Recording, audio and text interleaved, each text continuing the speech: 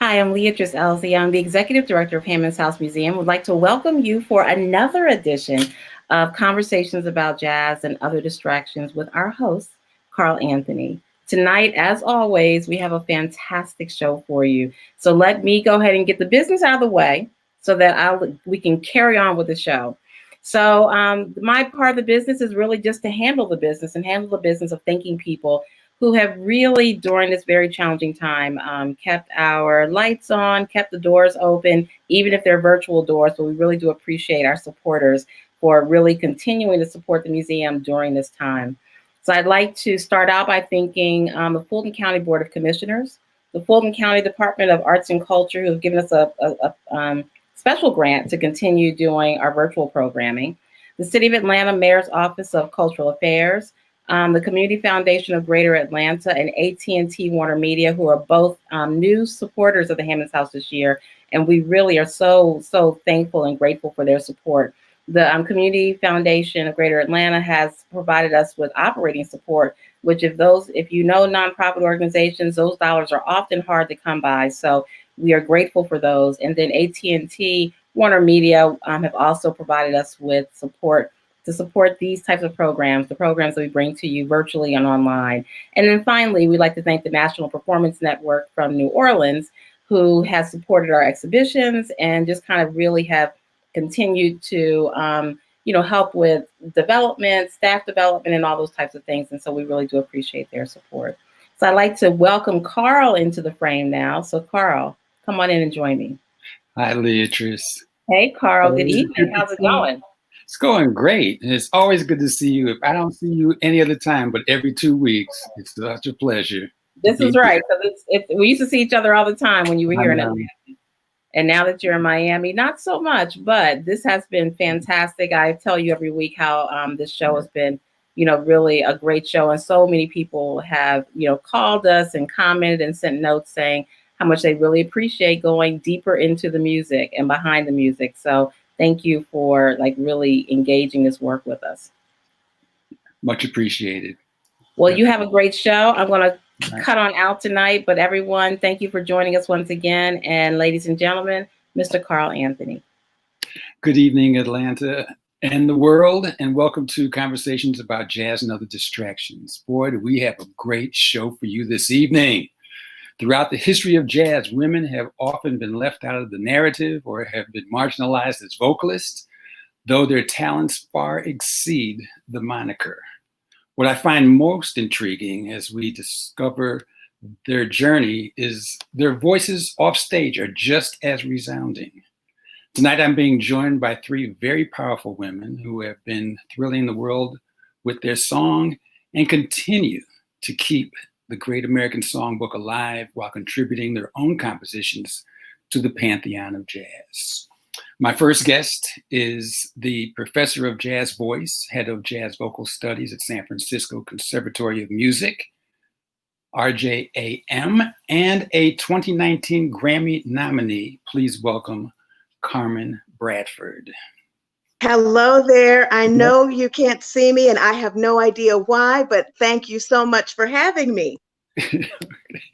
We are so glad to have you, and I know we'll work out the camera thing in just a minute, okay? Yes, but at yes, least you're indeed. with us. My next guest, joining her, is a writer, producer, song stylist, and founder of the Bronze Lens Film Festival, Kathleen Bertrand. Welcome, Kathleen. Thank you. Hi, Carl. Hi, everybody. Glad to be here. Thank you. And last but not least, my third guest for the evening is a composer, an educator, and leader of the Tribe Jazz Orchestra, Lenora Zenzalai Helm. Please join me in welcoming this fabulous trio of vibrant voices. Ladies, how are you doing? Hi, Carl. Hi, Carl. We're making it. There she is. I see you. Okay. Let's start off with the pandemic. It's affected everything across the country, all industries. And how did you get through the early days of the pandemic, and what are you doing now to be productive? Where do you want to start? Wherever you start, Kathleen. Okay. And we're just sitting around having a conversation, so. It started with major gigs canceling. That's how it started. You know, major gigs canceling. Boom, boom, boom. And so that was, you just have to take a moment and assess not only why this happened, but, you know, how do I stay whole? My church began to reach out to me. So that was good in a creative way to be able to do some things for my church and to learn how to utilize this new technology, or was new to me, from home to be able to collaborate with other people. So a cappella became a go-to friend. There's another app out there. I can't think of the name of it, Spire or something like that, that I've used. And so the power to still be able to collaborate was very important in getting me through the period, because as a creative person, what you want to do most is create and not in a vacuum. And so it was important to me to be able to touch people and reach out to people and use Zoom just to talk to people. So that's how I got through. Family, friends, music. That's how I got through. Lenora? That sounds about right, Kathleen. And for me, it was kind of a double whammy because I had just released, March 9th was the release date Wow. of my new album. Wow. For the Love of Big Band. And so I was like, are you kidding me? Like, I spent a year and a half getting this record out and to we had this whole marketing plan. And then it was like, you know, like, there were radio stations that, you know, no one was there. They weren't opening packages. They weren't adding music. And so you're talking about tens of thousands of dollars and a year and a half worth of work that was just on a standstill.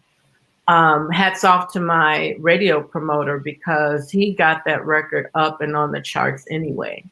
And we had a lot of motion and we just galvanized our community. It was crowdfunded, so we had a lot of support there. So that on the personal, professional level, that was, you know, a big deal. And I had to really like check my expectations, you know, and for me, I'm always looking at the spiritual realm of whatever it is going on. And I said, okay, so, you know, what's my lesson here? What should I be doing? And then it was my students, you know, I'm a professor at North Carolina Central University in the music department there and in jazz studies. And so my students were like in shock.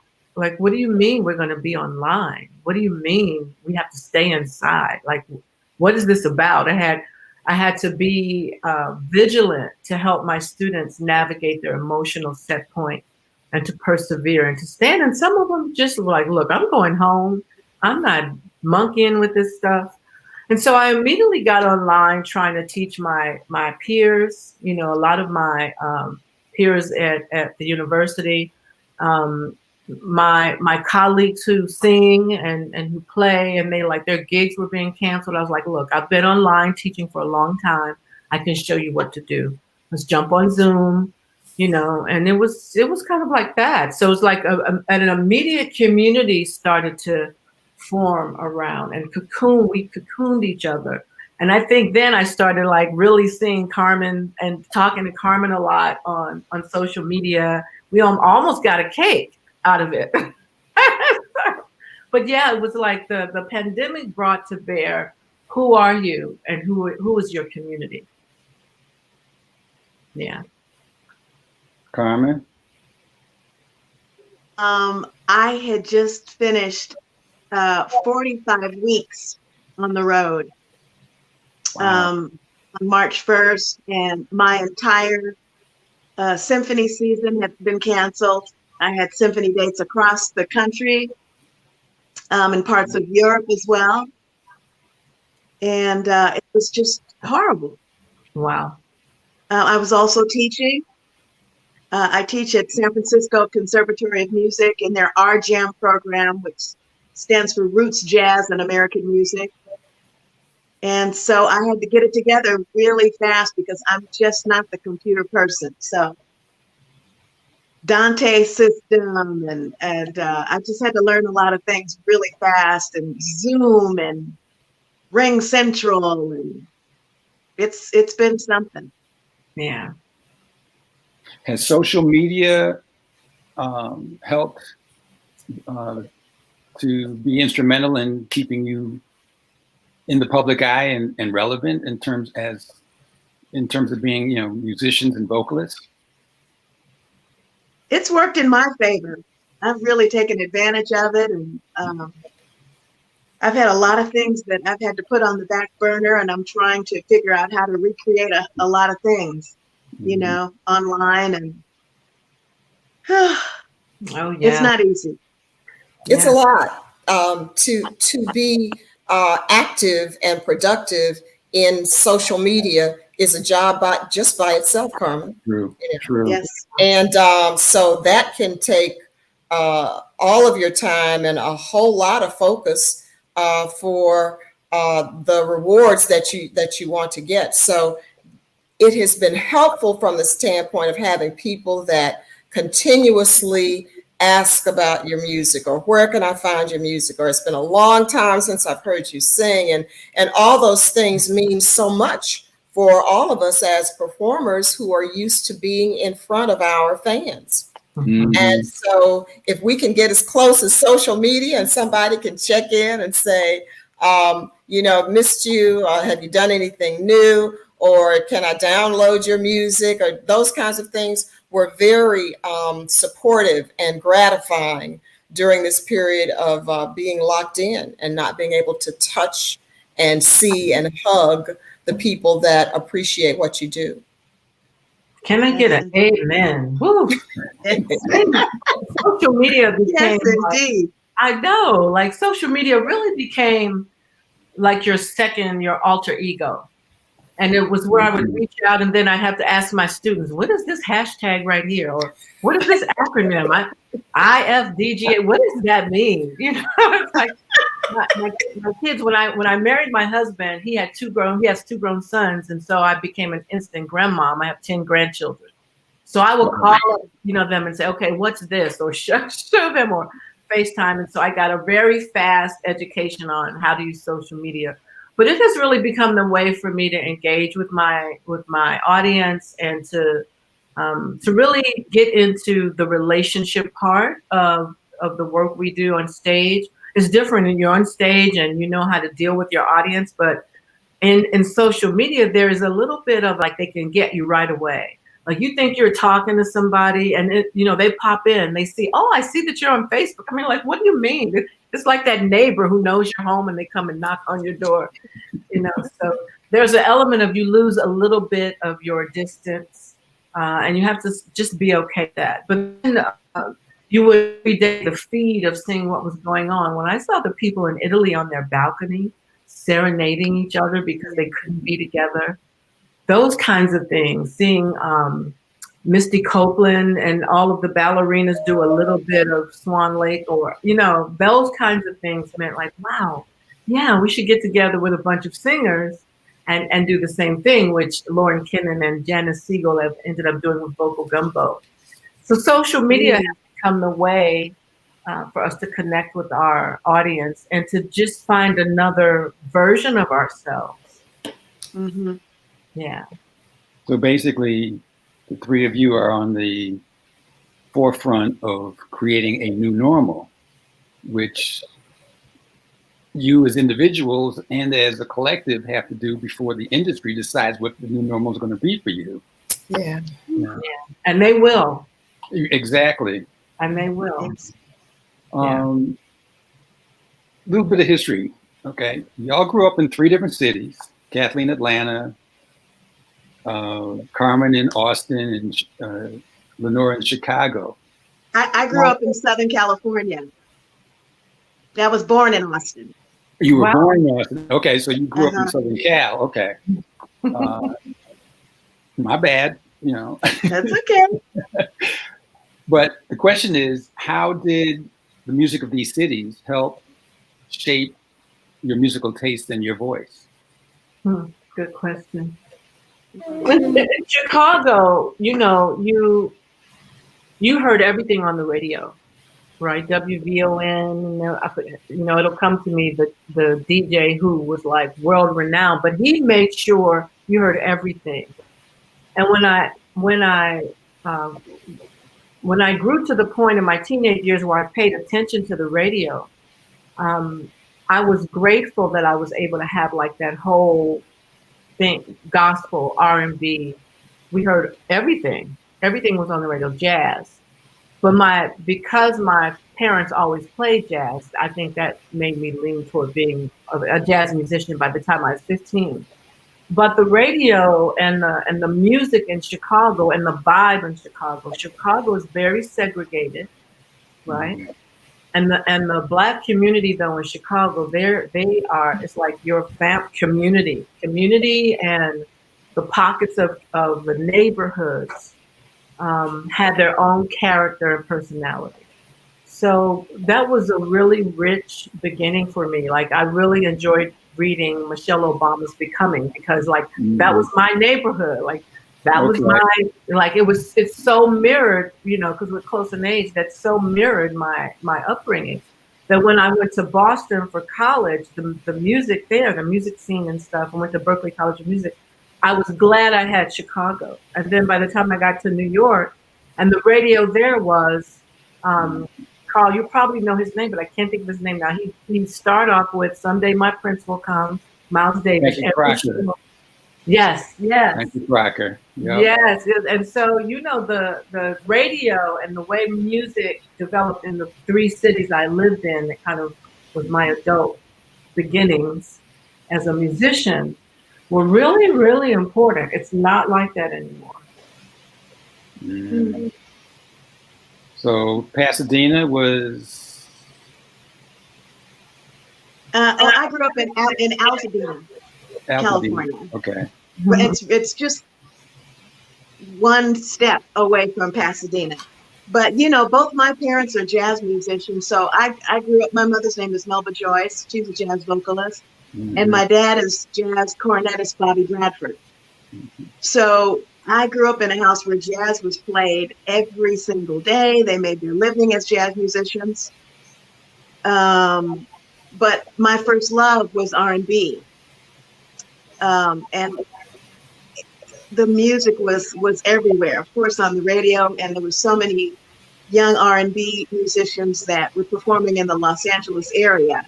Mm. So I got to hear everything.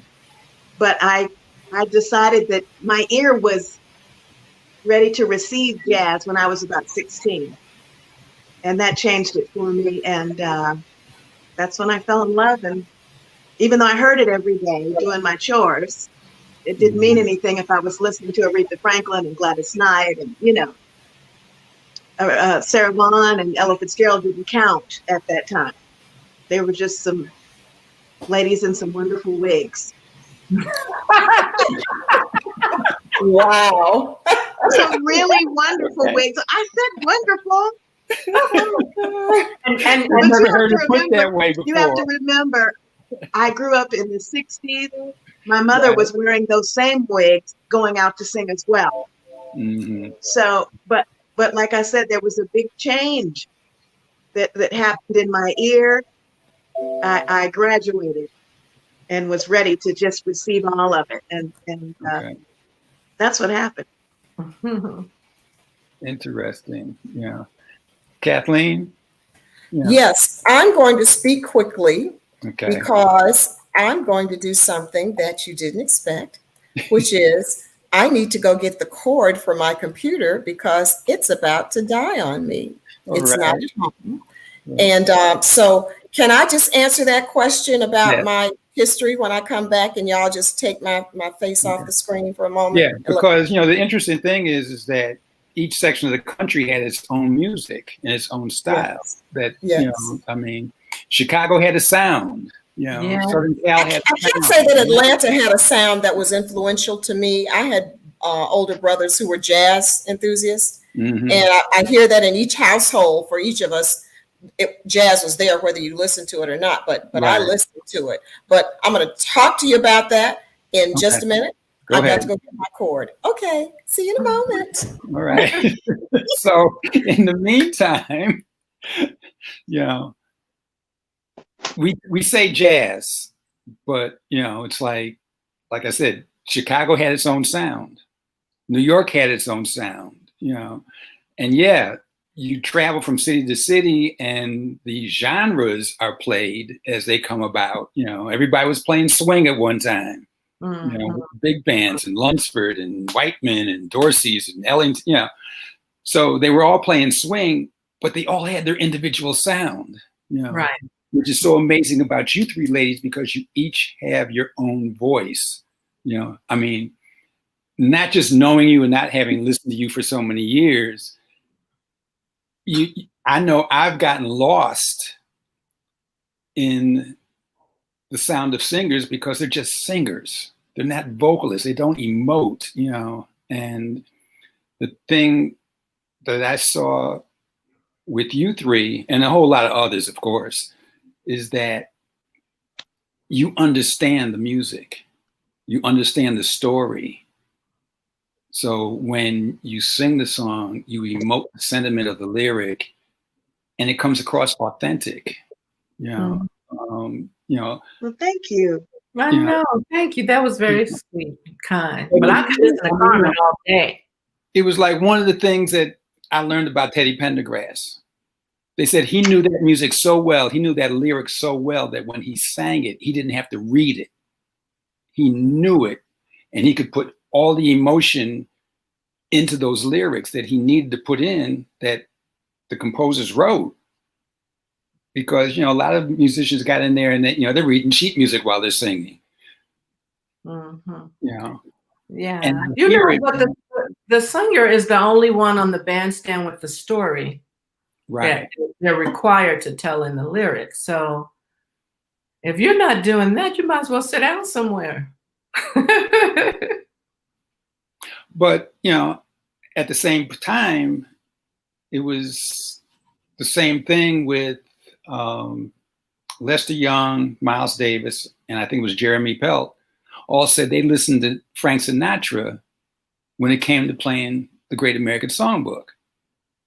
Because they had to understand the story that was being told in order to play it instrumentally and bring that emotion out. Mm-hmm. Yeah.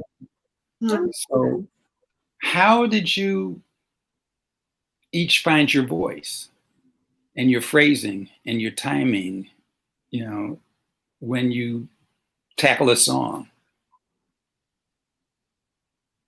Well, I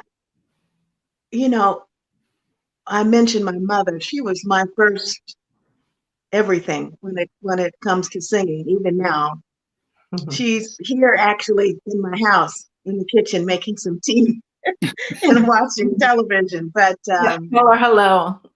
I will tell her that we were just talking about you. She sends her love too. She is an incredible singer, and even as I listen to her now, there are so many things that I have taken from her. I'm just going to say I borrowed them. Mm-hmm. But if you hear her sing, you'll say, "Oh yeah, Carmen does that."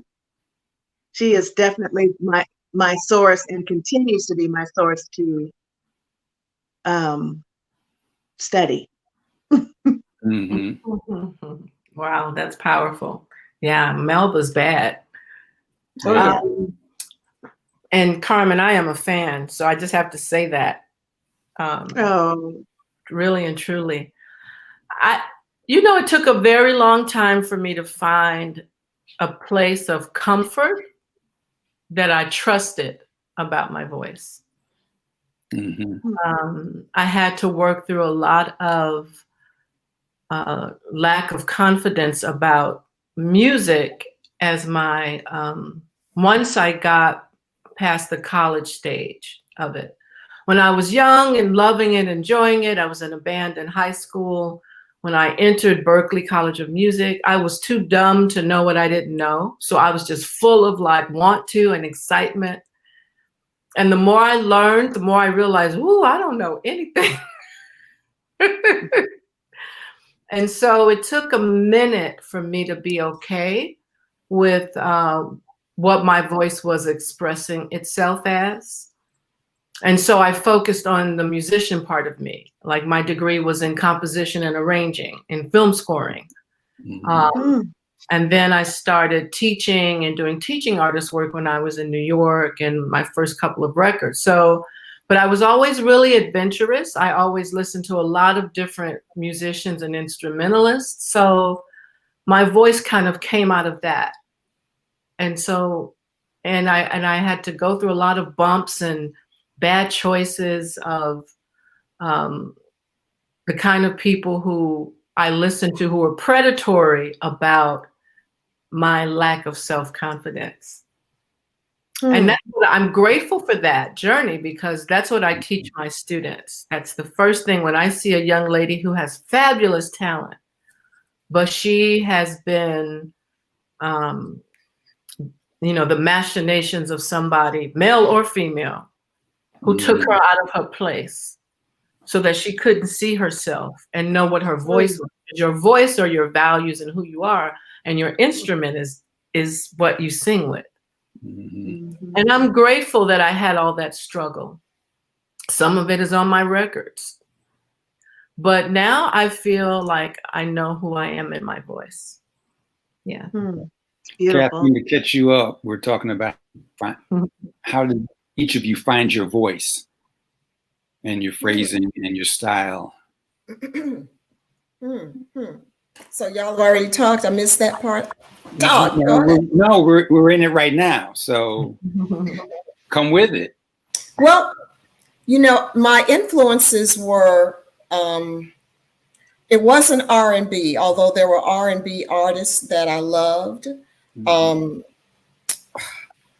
wasn't Gladys Knight. It wasn't, you know, the Motown singers or anything like that. But Minnie Riperton did something really special in my ear, because she just went to places that I didn't know the voice could go, you know, and I liked that stretch. And then there was Chaka Khan, and I liked Chaka for the same reason. She went to places where I didn't know the voice could go, and she went full throttle. Okay. No head tone for her. She was, and I loved it. Oh my God, I loved it. It's just like, how can you just open your mouth and notes come out like that? So it took a while for me to find where my sound was, because there was an aspirational sound. And then there was the sound that was really me. And I stretch. I try to make sure that I can hit or work within any key, because when I first got out there singing, there were some musicians you would encounter that could only play a song that you called in a certain key. Right. Man, oh man. And so therefore I had to be the versatile one and learn how to work between octaves and be able to deliver that same music, although it really wasn't my key. So that was a lesson that helped me find my voice and find which keys worked best for me. And then I had the great fortune and blessing to, when you talk about an Atlanta sound, there have been some amazing jazz musicians that have been here in Atlanta and still are. And I feel like I've worked with some of the very best pianists, from Ojita Penn in my very early days to Gary Motley when we were at the A-Train in underground Atlanta for forever, to Phil Davis, Kenny Banks, and Tyrone Jackson. Between those gentlemen there, I really found my sound because I had someone behind me that wasn't going to let me be out on a limb by myself. And if I wanted to stretch, they would go along with me or pull me back if I got out too far, keep me grounded in the tonic of the song. And so that helped my ears grow. So my growth really came from performance with great musicians, and great musicians that gave me the confidence to try things that I may not have tried before vocally, to explore, to experiment. And so that's been the joy of my journey as a vocalist. It's been the exploration of the sound and what new sounds can I create or recreate, and how do I continue to stretch? I take voice lessons now, just from the standpoint of during this pandemic, why not take some voice lessons, and continue to learn how to just stretch and be the best that I can be. So I'm not sure if that's exactly what you asked me for. No, that's it. That you're on point. You're on point. Okay. Definitely. Now when I started out in radio, I started out at a little 25-watt station in upstate New York, where doing an overnight weekend show. And the station basically never even left the campus for what I thought. I thought I had no audience at 3 o'clock in the morning, And fortunately, later I found out that I had like the third shift of all the plants that were up there that were listening to me, because basically I was the only game in town. Wow. But it's interesting that we start out thinking that nobody's listening, but yet most people come into the knowledge of you once you've been established. What was it like when you first started out? Were you playing to like empty rooms? People who were talking over the music, because now you ladies are in positions of command where people actually come to sit and listen to you. But what were your beginning days like? Empty. Don't do it. Oh, no. I play. What the heck? We can still see you, Oh, Carmen. no. She is. Bless her heart.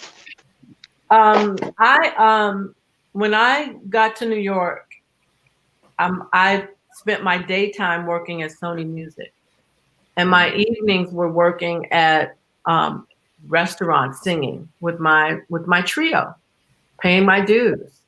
And so a lot of times I was singing to the forks and the knives. That's part of that journey. I would, always shedding, and whenever I didn't have a gig, I was listening to music. Like that part of the last question you asked, my biggest influences were instrumentalists, but also Sarah Vaughan. I think Sarah Vaughan and the staples, Sarah Vaughan and Carmen McRae. So when I would do my gigs, I was always doing those jazz standards. I spent time touring with Michael Franks and Freddie Jackson, R&B gigs like that as a background singer, but my trio work was empty rooms, and I just would keep the hustle going. I would make sure, and then I did wedding, a lot of weddings. So I was a GB band singer, so that you sing everything. You're singing bar mitzvahs, you're singing at weddings, you're singing at parties, you're singing at anniversaries. And then you're doing that whole circuit of, wherever. And then, I would get to the point of going to hotels in other countries. And I may spend 6 months in a different country singing at the Sheraton Hotel lobby. I was that person you saw as you were passing through the lobby, The whole gamut of that journey was empty, and there would be times that you would feel like, and Dee Dee Bridgewater once said this, that people thought that their time to start talking was when you start singing. So they would talk so loud you couldn't be heard. And so you would just say, hey, I'm going to get paid to be practicing right now. Live rehearsal. That's what I call it. Live rehearsal. Yes. So I didn't have a lot of empty space because I started off with Joe Jennings and Life Force. That was the first group I had. And Joe was the epitome of what a jazz group should be, back in that time. And I felt very fortunate to have had the opportunity to perform with him. And then after Joe, it was Ojeda. And the same thing, Ojeda had a built-in audience. And so I got to kind of, go along with him and the audience that he had. And then I went out with Roy Ayers. And the same thing, Roy had an audience that was his own. And so my growing up as a performer was not so much to the empty rooms. There were always people out there, but the empty rooms came later because then, I'm out on my own. And particularly at the A Train, we were performing the entire week sometimes. And so there weren't a lot of people in underground Atlanta on a Tuesday evening. And so you'd have an empty room. And that's when I coined the phrase live rehearsal, because you're getting paid. And so let's work on this tune here that we've always been talking about doing. Let's work on it while we're here, since there might be one or two people that are listening or not. We didn't care.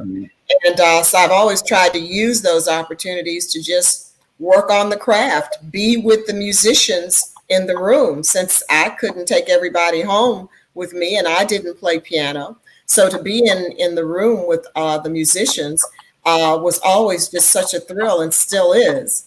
But when there weren't a lot of people around, it was live rehearsal for me.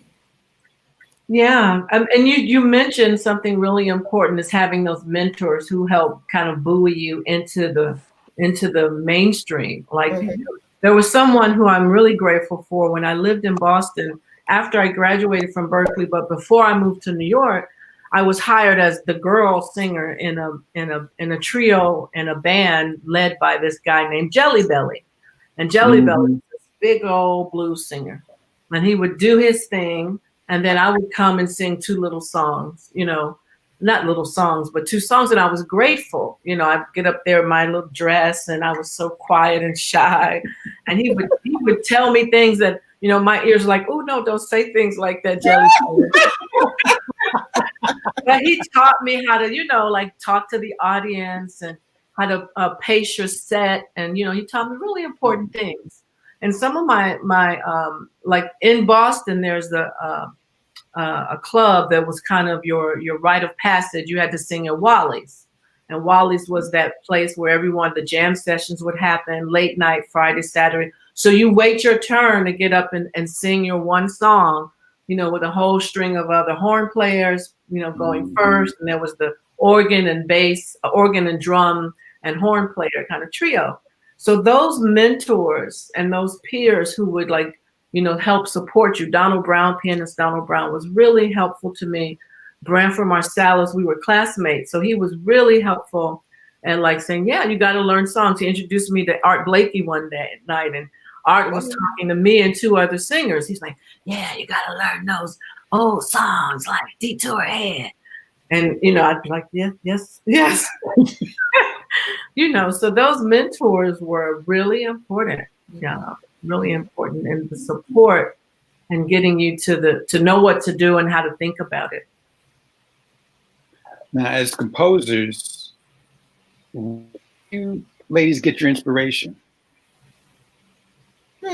Life, circumstance, life, a lot of life. For a while it was, stories of the heart. And then I moved away from that because I'm like, okay, I don't really want to share all of that today or this year. That was last year. My children, social events have also shaped what I've written or why I've written something. And I think that's the full gamut for me. I think to be able to reflect where we are in whatever day and time is important, but also to share something that maybe someone would want to hear about where they are in life with, a special someone, to kind of be able to balance those worlds. Is what I've tried to do with the things that I've written. Okay. I agree with you, Kathleen. I think life gives you the content of your stories that you put, the energy and emotion you put behind lyrics from someone else or songs from someone else. But I think being a composer is the truest thing that I am, because I was that first. I was writing poems and didn't know that was the beginning of being a lyricist. Yes. Right. And then I found out that, oh, well, you can turn your songs. What's the difference with a songwriter and a composer is that you start to write for the instruments. And I thought, oh, okay. When, learning that differentiation of, okay, a songwriter, who writes the song, who writes the melody, who writes the words, that's the songwriting craft and process. And then the composer was like, oh, you write for the instruments. And I was like, oh, really? I want to do that. But then, so I would listen to Quincy Jones, Patrice Rushen. In my younger years, I was looking for women composers. I was looking for people who looked like me, who write music. Once I learned what the difference was, and I was really, I had to really look deep and hard. I learned about Linda Williams, and so after I finished college, I kept looking for women composers. And I learned about Mary Lou Williams, women composers in jazz, and Betty Carter. Abby Lincoln. And so it became really important to me to express myself that way, to always have a record where I was composing. This probably is the only record in my 7 recordings that I haven't composed some of the music. I wrote lyrics to some things, but I'm going to shut up because Carmen's there and we need to hear from her. On the last couple of questions. You got some catching up to do. Got some catching up. That's right. Carmen, can you hear us? We can see your beautiful face. iPad again because my phone died. Oh my God. Oh, okay. I have no juice, so I'm back on my. Will Packer told me. Will Packer told me when things go wrong, just say it's 2020. That just. It's 2020, Okay, we were talking about composers, Carmen, and you need to turn up your volume because your volume's low.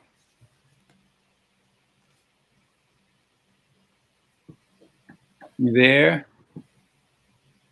I can hear you, but you're breaking up so much. Okay. I don't know what to try next. I'm so sorry. That's all right. We were talking about composing music and the process that we go through, that you go through as a composer to create the songs that you write.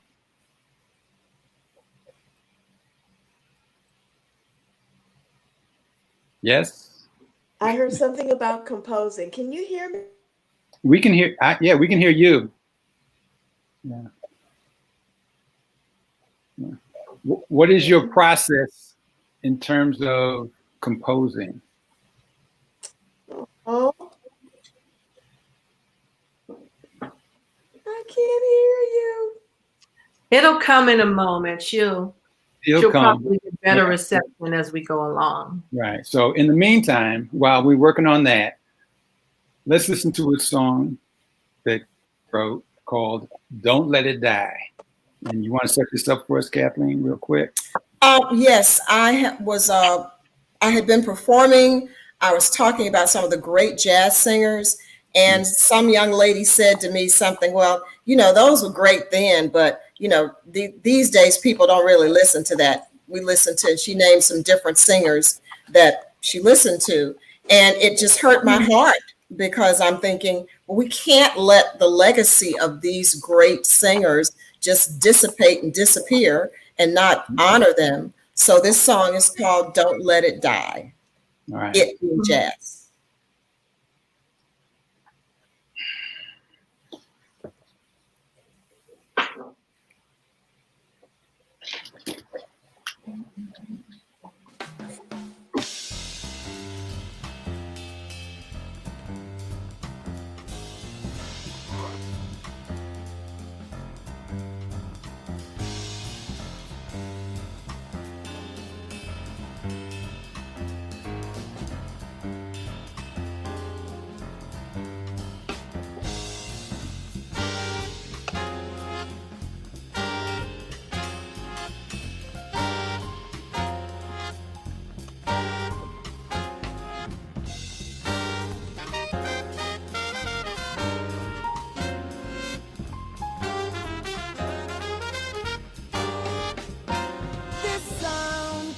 jazz is mine, and it's yours for all time. We've got to keep it alive, and in our hearts we must strive to protect these melodies, these sounds, these riffs, these beats. So don't let it die, don't let it fall aside. Through the years our souls have fed bebop or straight ahead, but don't let it die.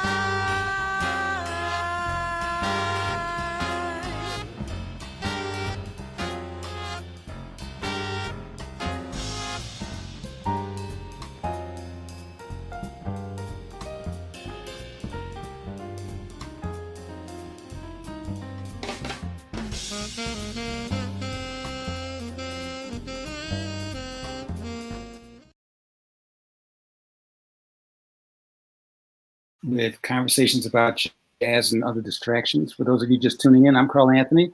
We are joined by Carmen Bradford, Kathleen, Bertrand, Lenora, Zenzalai, Helm.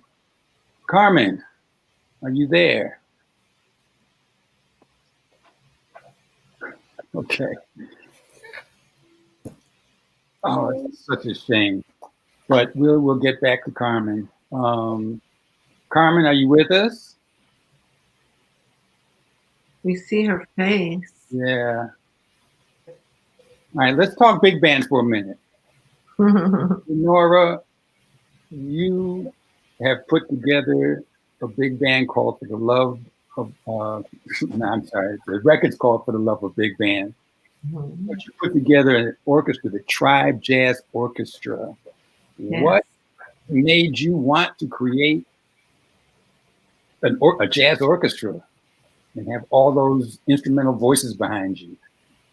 With a couple of things. I was thinking about, I hadn't recorded in 9 years because I was busy teaching as a professor, and I was got married, and I was been working on my doctorate degree, so I was busy.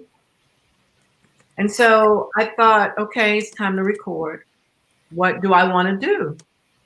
And so I said, I had been working in the university.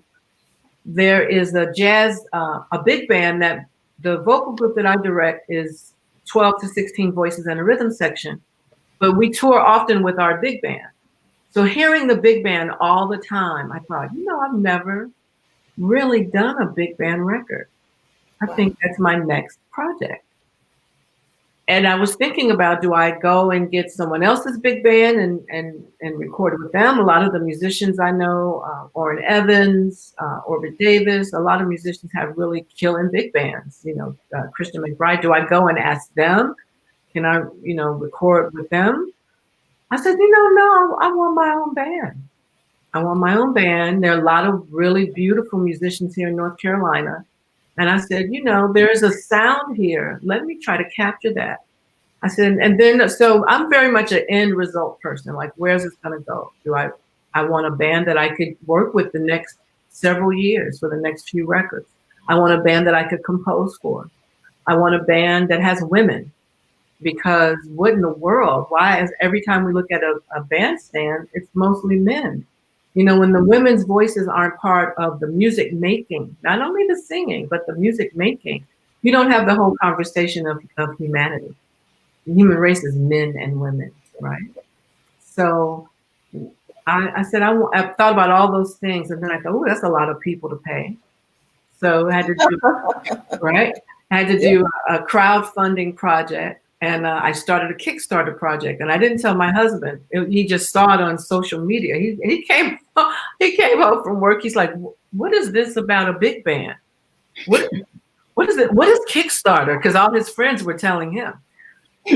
So I was like, "Well," so we sat me down and we went through the whole thing, because he's the business mind person, and I'm more you know, I get a little bit like the impetus to do something and I just run after it.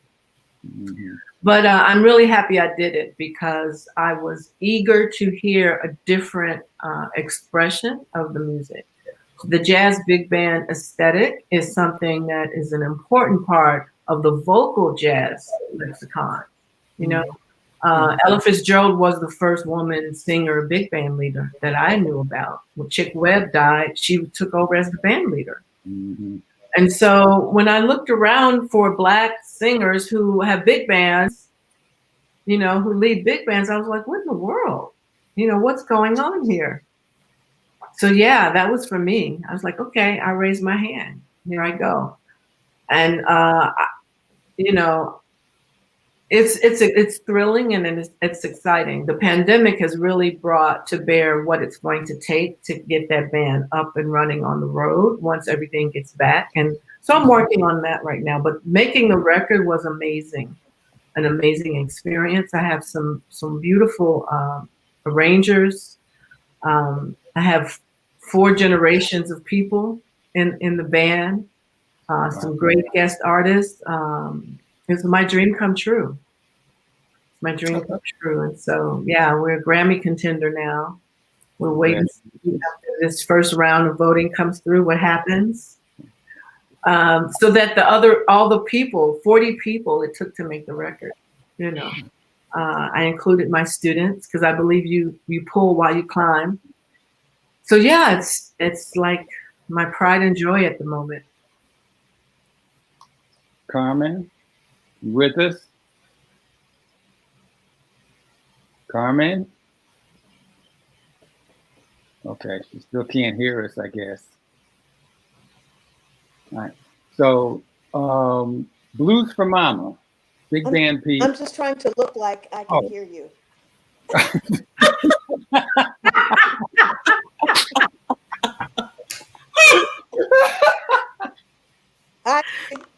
That's funny. My iPad all day.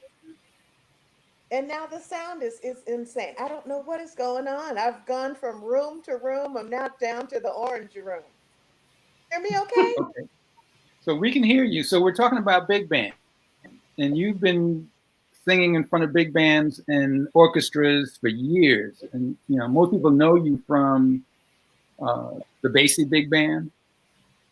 You started at like 22? 23. 23, okay. I can hear you. Okay.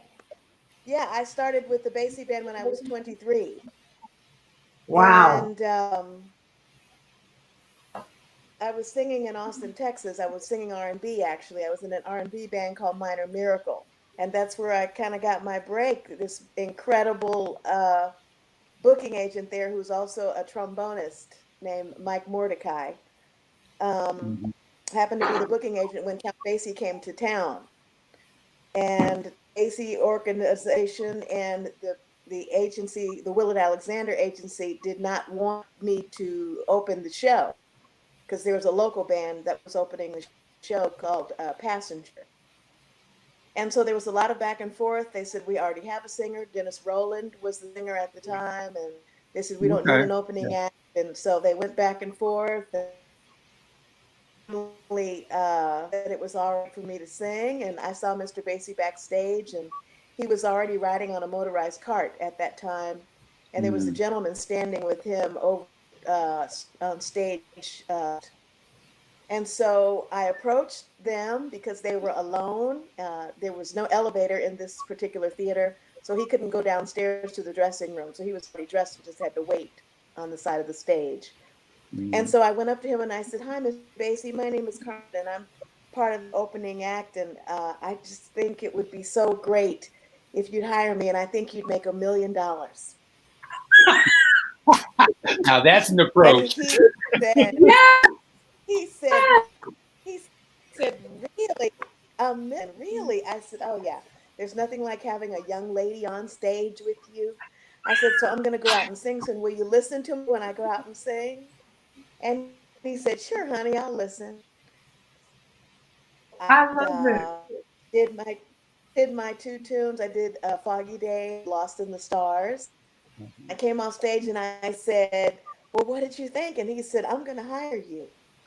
And I I said, what? love it. I can go to the dorm tonight. I'll go to the dorm tonight and I can just put my clothes in there and I can join you.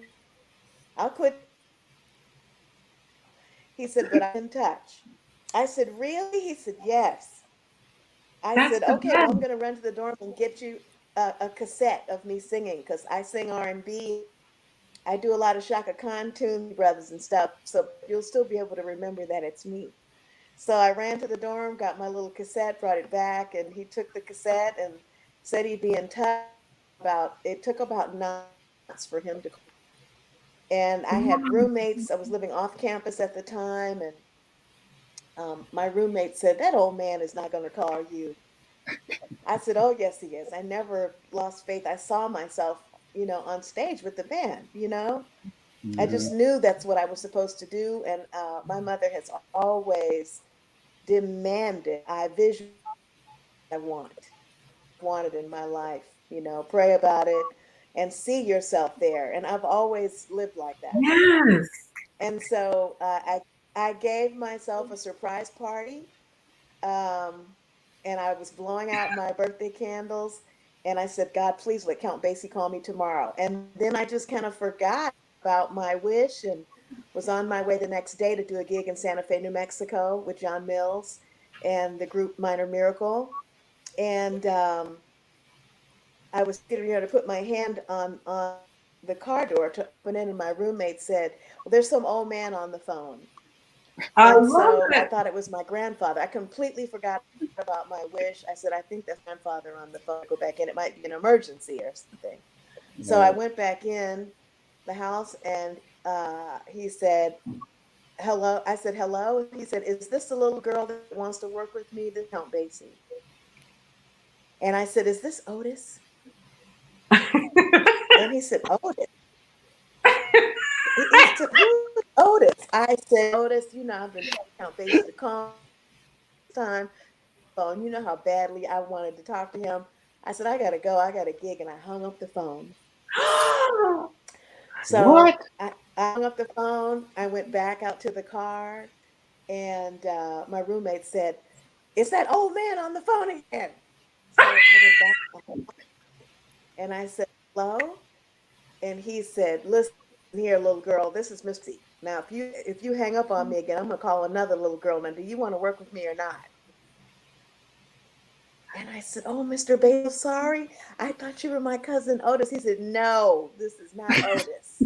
I said, well, hi. How are you? And he said, I'm good. How are you? I said, well, I've just waited so long for you to call me. I just can't believe you're calling me. And he said, well, I'm sorry. It took so, I've had a lot going on. And I said, well, when will I start? And he said, well, somebody's going to call you. Really? Said that the last time, somebody's going to call you this week. I said, okay, well, how much does it pay?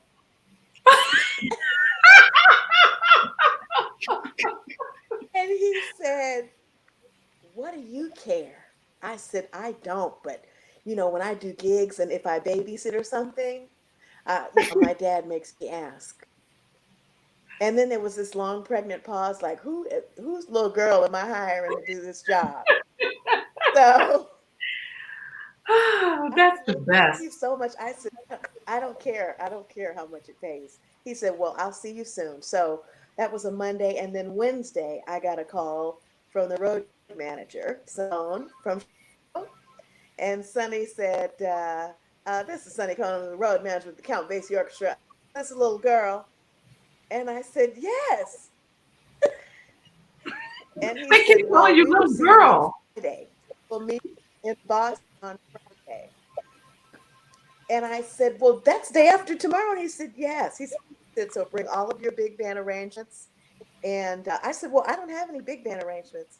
And he said, oh, okay, well, bring your beaded gowns. I said, well, I wear Levi's and cowboy boots on stage. And he was so, he said, just put a little rope around your suitcase and we'll see you on Friday. Oh my goodness. I love it. They're like, what country bumpkin did we just hire?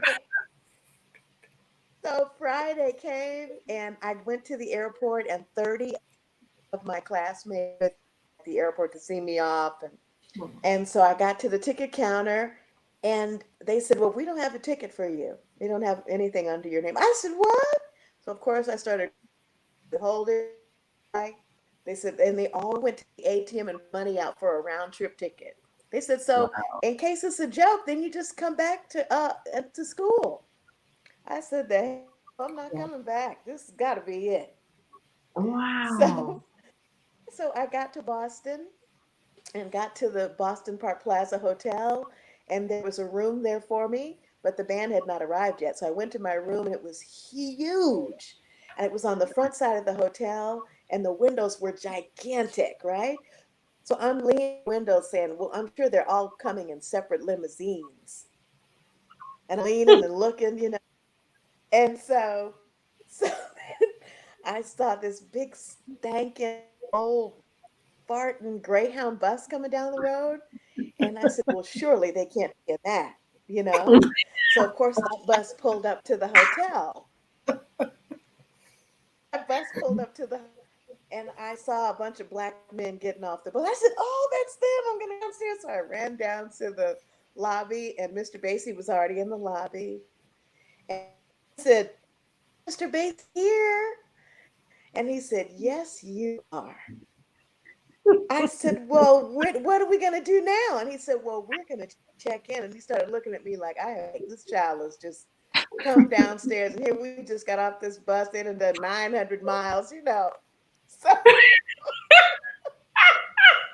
he said, you meet us down in the lobby at 5:30. I said, okay. He said, and you and I will get on last. And okay, 5:30 rolled around and on the bus, and he was standing in the middle of the bus aisle, and I was next to him. Excuse me. And he said, gentlemen, this is our new little girl. And then he said, what's your name, honey?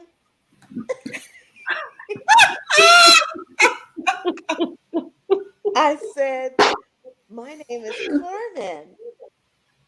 This is our little Carmen. And then he pointed his finger at all the guys and made eye contact with all of them, even the ones in the very back of the bus, and came on around to the front and said, don't even think about it, you know? And so, and then he said, okay, baby, you sit right here, okay? Like I was about 8 years the year that I knew him. He passed away. I got to work with him for a year, and it was fantastic, and he was wonderful, and and he spoiled rotten in that year. It was wonderful. He was just a beautiful, beautiful man. Changed my life. I'm going to cry in a minute. Changed my life and gave me wings. You hear me? Yes. Yes. Oh, that story. And you know what I'm taken by?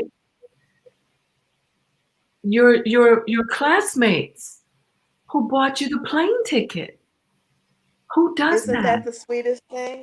I'm crying now. That shows who you were for them. That shows a lot about your character and who you were to them. That they pull out their pennies and go to the ATM. People. Yes, and they're like, "You're getting on that plane." Wow. And maybe that's why he didn't have an airline ticket for you. Maybe he just knew that he couldn't buy a ticket for a little girl. And so he had to really get you there and get your name, your full essence of who you were, you know, and maybe in order for you to have faith for the journey, you needed to have those classmates buy that ticket so you could go anyway, you know. Wow. I will never forget that story, Carmen. It's beautiful. It's really special. Wow. Wow. Okay, this is some music, but it's not with Count Basie Orchestra. It's you singing with the Diva Jazz Orchestra, Sherry Miracle. And This Can't Be Love. You are breaking up. I didn't hear any Count Basie orchestra. Oh man, I'm out again. Are you there? Yeah, I'm here. We're here. I know you'll recognize this song. This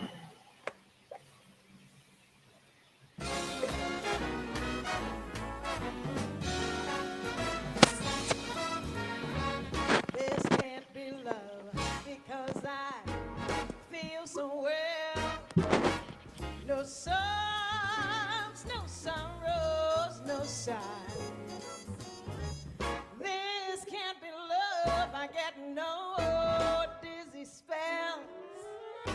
My head is not in the sky. My heart does not stand still, just hear it beat. This is too sweet to be loved. This can't be love because I feel so well. But still, I love to look in your eyes. Hey.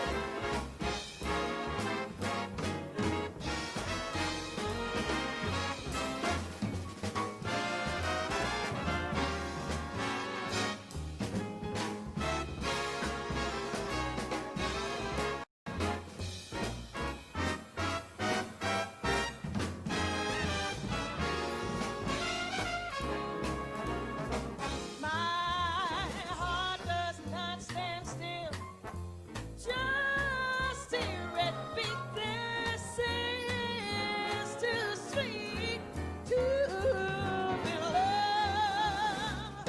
This can't be love 'cause I feel so well.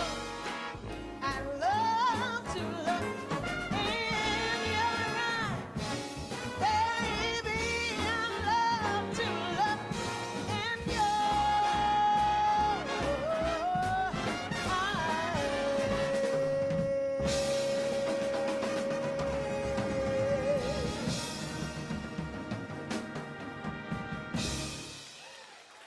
Thank you.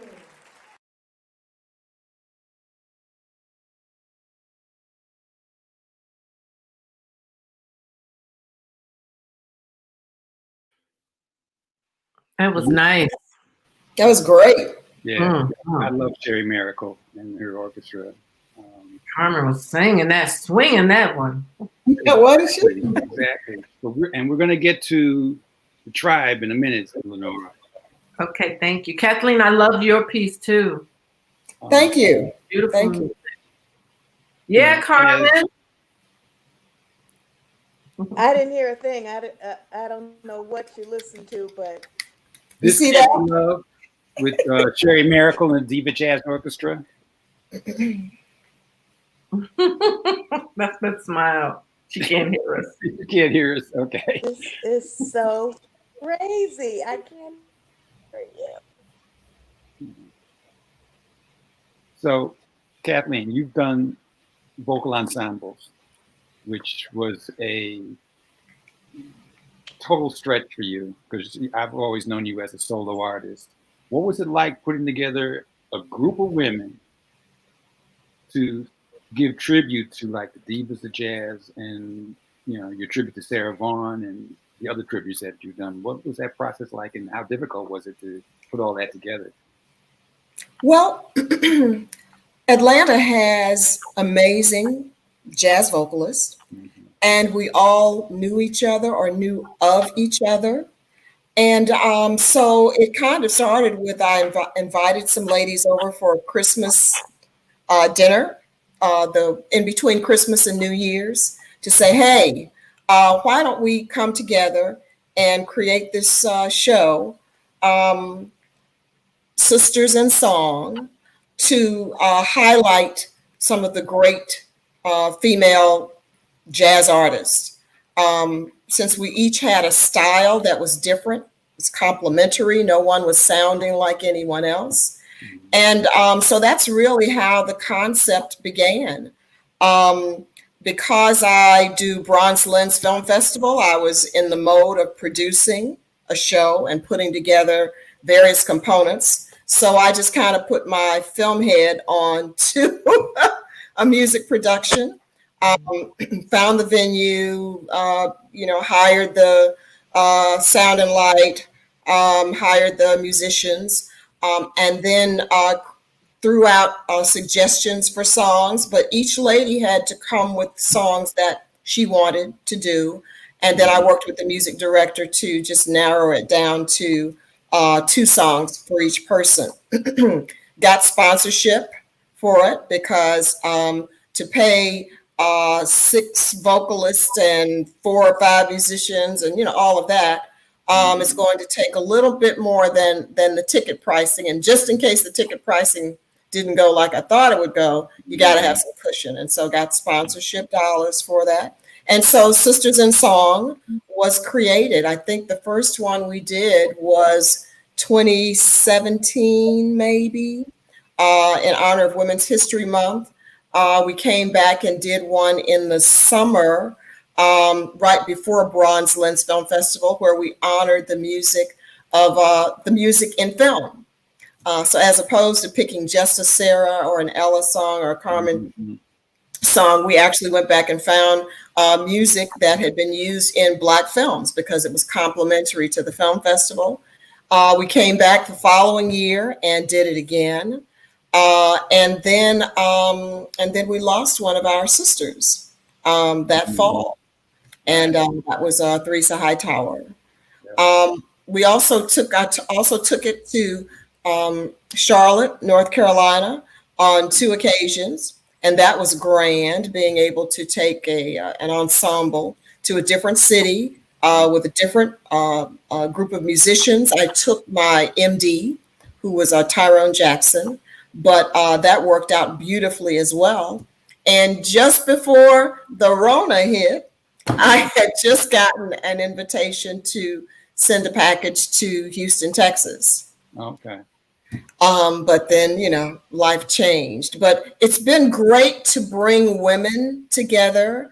I think people would like to see, I felt that when people would be very inspired seeing women working together as opposed to whatever was in their mind about women do or don't work together. And that's not my lifestyle. That's not my life. I went to Spelman. Spelman taught me women can do anything, and all things that I've done, I've tried to uplift women, whether it was in my professional work or my creative work. So being able to pull all that together into one event for Sisters in Song, and then to be asked by the city of Atlanta to create something similar for the Atlanta Jazz Festival. So we did a show called Celebrating Sarah, and there were 7 of us on stage for that day, a 90-minute show with nothing but the music of Sarah Vaughan. We had an opening song and a closing song. We had great history about Sarah Vaughan that Carl researched for us. And it was just marvelous. It was just a marvelous afternoon of music. So I love those. Remember, you heard me say earlier, I love collaboration, love working with people. I'm just a me by myself, and that doesn't do anything for anybody. I really like the collective energy that comes together when multiple people work on a project. I love that. And on that note, we're going to listen to multiple people playing Blues for Mama. Oh, So set this up for us, Lenora. How did this song come about? So this is a Nina Simone composition, and I chose it on this record. It's arranged by our guest conductor, Brian Horton. And I chose Blues for Mama because the story Nina Simone sets up is like, I imagine women sitting on the porch, growing up in Chicago, women sitting on the porch, they're talking to each other, and they're talking up, they're passing the tea on another woman in the neighborhood. Like, you heard about what, you saw it, right? That kind of thing. And so it's a really powerful story. And I said to Brian, I said, I want something big and sexy and fun. So, yeah. All right. Let's take a listen real quick to a piece of it.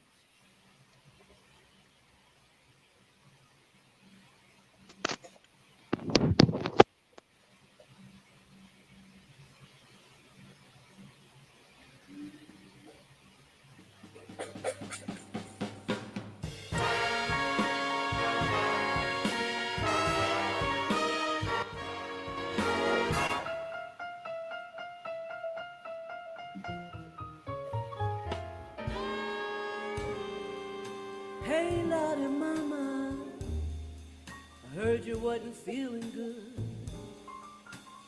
You're spreading dirty rumors around the neighborhood.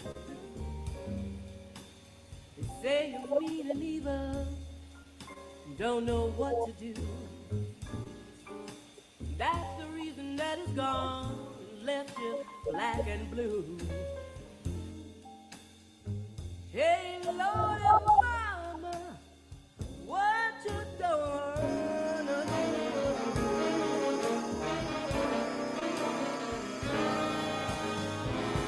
They say he's left you all alone to weather this old storm.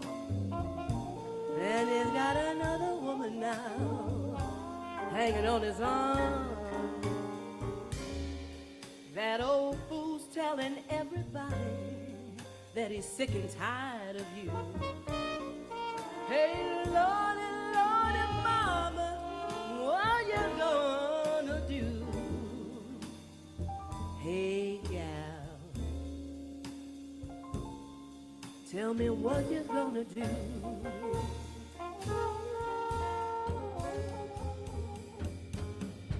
They say you love to fuss and fight and bring a good man down, and you don't know how to treat him when it takes you on the town. They say you ain't behind it and you just don't understand, and think that you're a woman but acting like a man. Hey, Lordy, Lordy, Mama, what you gonna do?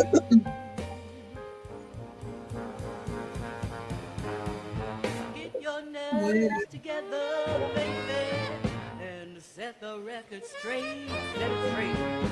Let the whole damn world know it's not you that caused this bit of fate. All these years you loved him. All right. Yeah. Woo! Oh, that sounds great.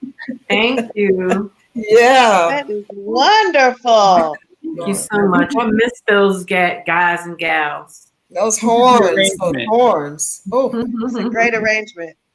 Thank you. On that one. Did you arrange that? No, Brian Horton arranged it. Oh, okay. Yeah, he's the firehouse of an arranger. Wonderful. You mentioned earlier gender equality. You know, we kind of glossed over it for a minute, but there's like a great divide in the culture of jazz as it relates to gender, and as women in the industry, is there a larger narrative that's not being brought to the conversation? Oh, it's in the conversation. It's in the conversation. It's a patriarchal field. very much so. Yeah. Yes. Straight up and down. And so just like, the way that Carmen talked about the two men that she spoke to Mr. Basie, and then she spoke to the manager, are you that little girl? You know what I mean? And so Exactly. they didn't mean anything derogatory. It's just the same way Big Jelly Belly told me, make sure you look like a girl when you come, and the way you dress. Like, what does that mean? How can you not look like a girl? But that objectification, or that place, you fit a place, Betty Carter would come dressed in many different ways. And one of the critics spoke about her. She wore pants and she wore a hat sometimes on stage, and they said, well, is she trying to cross dress? You know, so it's that intersectionality of gender and race. For Black women in jazz, there's a very interesting place where you are supposed to stay. And there's a very, in jazz period, so you have the thing about women instrumentalists being marginalized, women instrumentalists being asked, oh, are you the singer in the band? Right? If you talk to any of the instrumentalists in jazz, and Sherry Markle will talk about that. But when you talk to a Black woman in jazz, it's a whole nother story, just like in anything, women's suffrage and then Black women. And so when Kimberly Crenshaw, the critical race theory researcher, talks about that intersectionality, where you don't hear a lot about Black women who have been, police brutalized by police, you hear mostly about the men. You don't hear about women big band leaders who are singers. You don't expect a singer. I know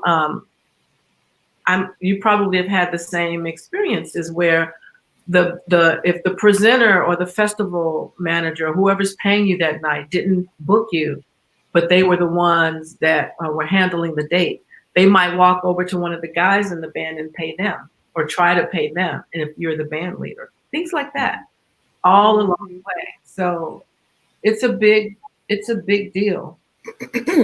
I would say it does exist. I haven't encountered it so much in recent years.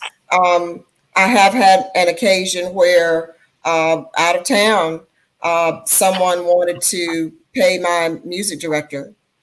And, I just had to go to him and say, well, he didn't book the gig, I did, And I make sure that I pay my musicians on time and pay them what I said I would pay, And that's a respect thing. It's a respect for what they do, because I want them to respect what I bring, which was this gig,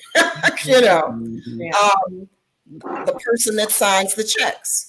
And so I think I've always approached my gigs with all respect due to my MD, because that's your thing to handle. But when it comes to the business, it's about me. And I'm the one that handles it, and I'm the one that takes care of it.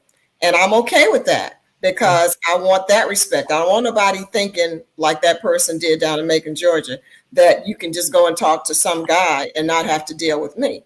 You still got to deal with me at the end of the day. And I've just tried to be clear on that in all of my years as a performer. Carmen?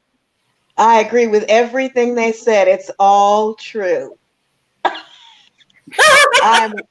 It's all true. It's just, I just feel like even at this stage in my life, I am 61 years old and still feel like on so many occasions, like I still have to audition. It's just never enough. And it's extremely tiring, because it's not like I'm not getting up there and taking care of business, Right. Vocally. I'm always professional, musicians are paid on time, just like Kathleen said, and it's just tough, and it needs to change. Enough already, enough. I love it. It's and I was on a call the other day with Diane Reeves and Terry Lynn Carrington, and they were talking about the same thing. It doesn't matter how far up you go the chain, at the very top of our field, or people who are just starting, where it's institutionalized in the academy. So where I have to teach my male colleagues, luckily I'm with male colleagues who get it, but still there are times when I have to say, well, the singers also need a rhythm section, or no, that's not okay. You can't do that or say that, or no, we need a sound check too. Right. It's not, you get the sound check and then we come on. Once you check the sound, then it's okay. No, the vocalists need a sound check. Or I had an instrumentalist say, well, shouldn't the singer sing in the key that's best for the band? No, you sing in the key What? that the singer is best for the singer. And so Joey Calderazzo said it the best. He said, the reason instrumentalists don't like to play with singers when the singers change the key, Yeah. exposes their insecurities about the transpose on the spot. Yes, that.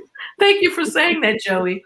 But that patriarchy thing is, even like, and this is something Terry Lynn brought up, when they say, oh man, she plays hard, play with some balls. Like, what is an anatomical, indication of your talent or ability? Or maybe you should play with sensitivity. Maybe you should play with expression, and so that feeling, if I'm in a room full of young musicians and the singers are reticent to start improvising, if the singers are reticent to start improvising, or the women instrumentalists don't want to start to improvise first, that's how it shows up early.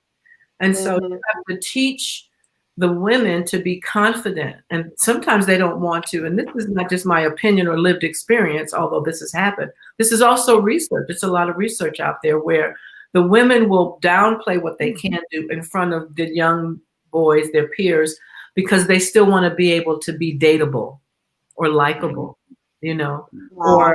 or you have parents who will say, well, you want to play trombone? What do you mean you want to play trombone? That's not a girl's instrument. Right. Or that's not a suitable career for a young lady who wants a husband. You don't want to be on the road with a bunch of men in a bus. Right. You won't be a suitable. You'll be what did this guy tell me? You'll be a liability.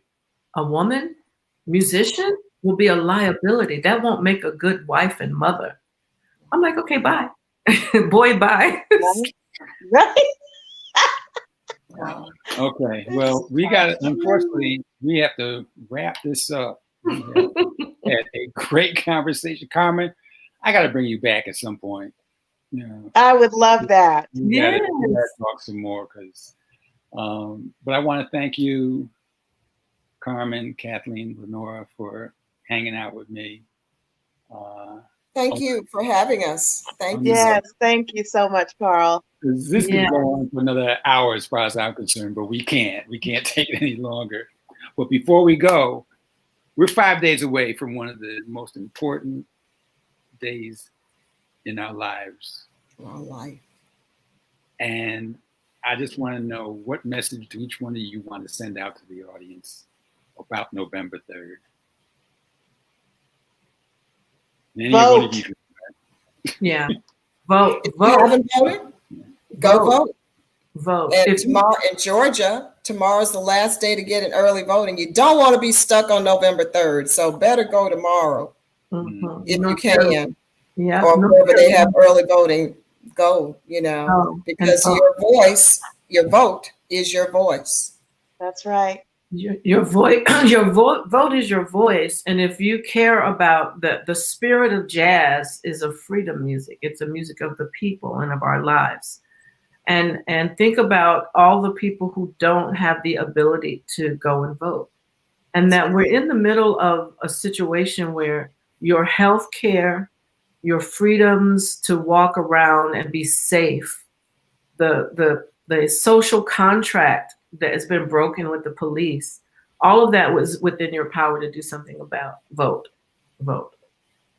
That's right. Again, thank you, ladies. I want to thank my producer, Robbie Wyndham, the social media guru, Karen Hatchett, and of course, Lee Trusselsi and the Hammond's House Museum for making all of this possible. 2 weeks from now, tune in November 12th. My next guest will be pianist Eric Reed. We're going to spend a evening with him and just hang out and talk about jazz, life, music, and all this stuff. And hopefully, I know we're going to celebrate a new president. I have faith. Yes. But as we go out, Kathleen has written a song called My Voice Is My My vote vote is my voice. is my voice. And that's how we're All going to right. go this evening. Ladies, thank you for joining us. Thank you, Thank Carl, you. Round, we'll be Thank right you Thank so you, much. Lenora, Carmen. Carmen and Love Kathleen. you. Love y'all. Love y'all. This was Talk soon. awesome.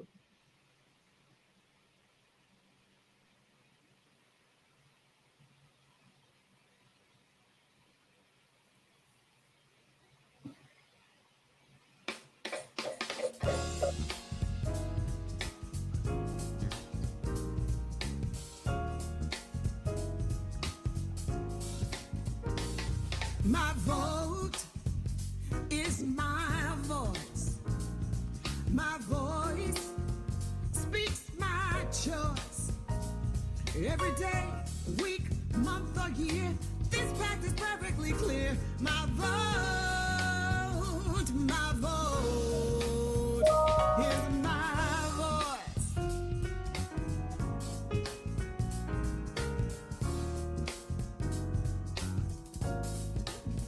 I said my vote is my voice. My voice speaks my choice. Every day, week, month, or year, this fact is perfectly clear. My vote is my voice. What an opportunity in this land of the free. I've got something to say. I need to say it today.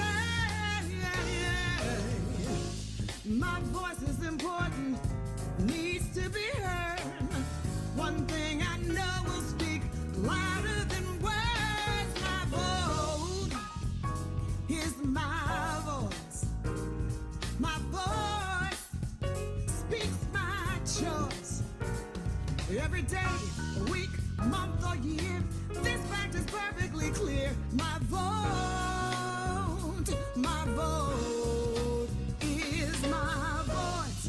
For those I love, I want a better life.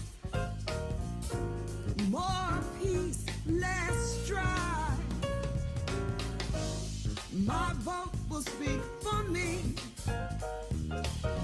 My investment in what I hope to see. My